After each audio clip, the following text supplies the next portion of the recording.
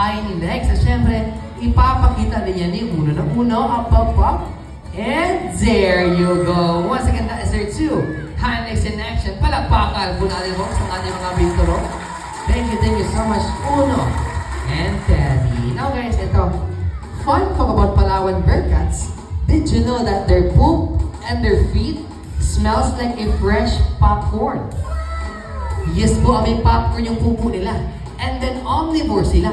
Ibig sabihin, kumakain sila ng gulay, prutas at karne. At yung umaga lang pinapakain mo, Kuya Boy. Pakita mo ngayon. Ayan, folks. Saging or banana. Which is also omnivore sila ha. So ito, meron na naman ako tanong. First question. What kind of animals ang kumakain lang ng herbs or grasses? Herbivore. About meat or carne? Carnivore. About herbs, fruits at karne?